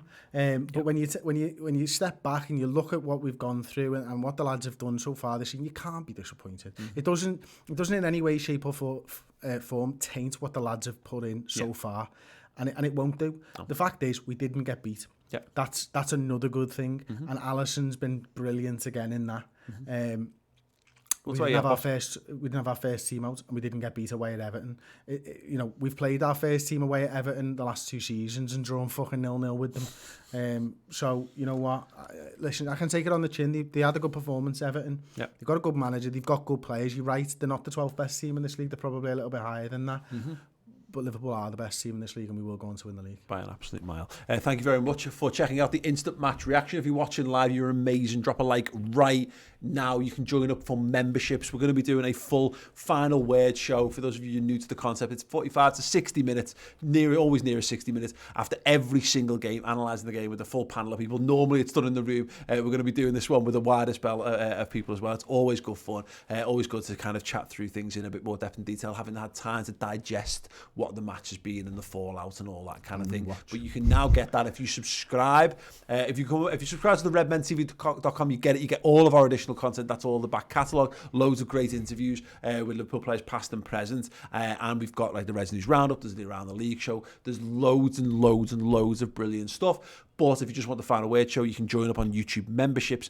Tier 2 members get all the emotes, but they also get access to those 2 final word shows, or the final word show after every Liverpool game as well. So you've got loads of options to support the channel and to get brilliant Liverpool content in your face and ears all the time as well. We will be back on Wednesday. If you want more on YouTube, we will be back. Don't you worry. The Fan Zone Watch Along is coming back. The game kicks off at 8:15 against Crystal Palace. We will be live doing the show from 7:45. Jump in the stream a little bit earlier for all that. We'll hopefully have all the kinks ironed out by then. Thank you very much, Chris. There you go. That was a perfect example. Welcome to Itchy and Scratchy Land, where nothing can possibly go wrong. We've had a great day, apart from the results. But yeah, we keep on fighting. We'll see you all soon. Ta-da.